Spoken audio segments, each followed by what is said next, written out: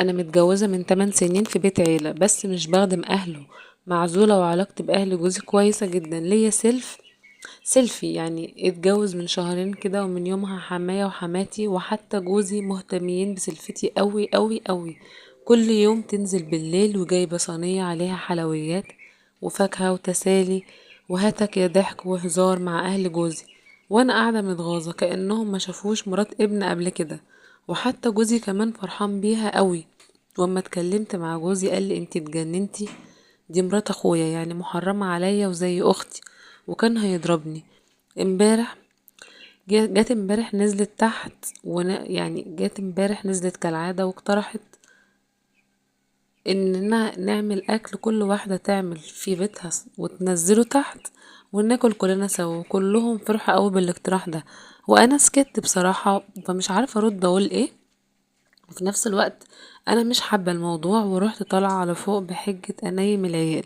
وفضلت مستنية جوزي لحد ما طلع، وقلت له مش هعمل حاجة ومش هنزل حاجة.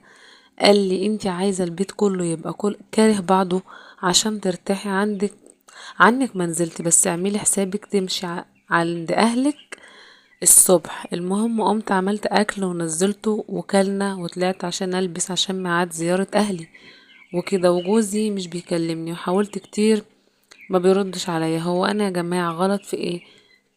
انا مش حاجة على نفسي ولا عارفة يعني اعمل ايه. وبعدين مش هتيجي عيلة زي دي توقعنا ببعض. انا مش عارفة اقولولي اعمل ايه. هي دي مشكلة. واحدة بعتالي قالت لي نزلي بالله عليك المشكلة بتاعتي دي، لان انا في مشكلة مع جوزي ومش لاقيه حل.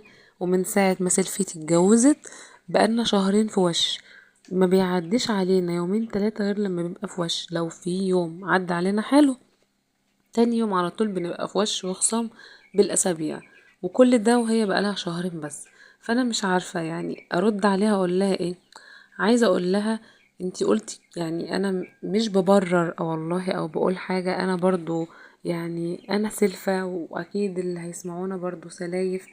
عايزة اقولك ان انتي ما تقارنيش نفسك بيها وما تحطهاش في دماغك. حاولي تصاحبيها، حاولي ما تبينيش ان انتي غيرانة على جوزك منها، لان هو فعلا لو متقبل الوضع عادي وبيحب الدنيا، ان هي بيحب القعدة الأسرية وفرحان، وان تعامله معاها حلو، وان هي اسلوبها حلو وبتجبر اللي قدامها ان هو يحبها ويتعلق بيها. حاولي انت كمان تقربي منها وشوفي هي بتعمل ايه، اهل جوزك فرحانين بيه، واعملي. احنا كلنا بنتعلم من بعض.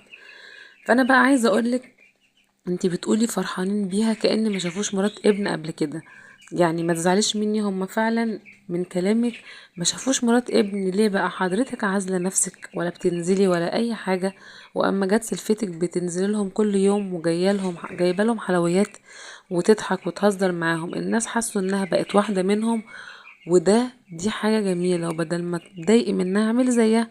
يعني بجد ربنا يهديكي ويصلح حالك ويهدينا جميعا. بجد يعني حاولي تقربي شوية من اهل جوزك، هما مش اعدائك.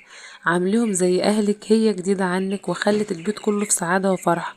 اعملي زيها، بلاش يعني الانعزال والانطوائية دي.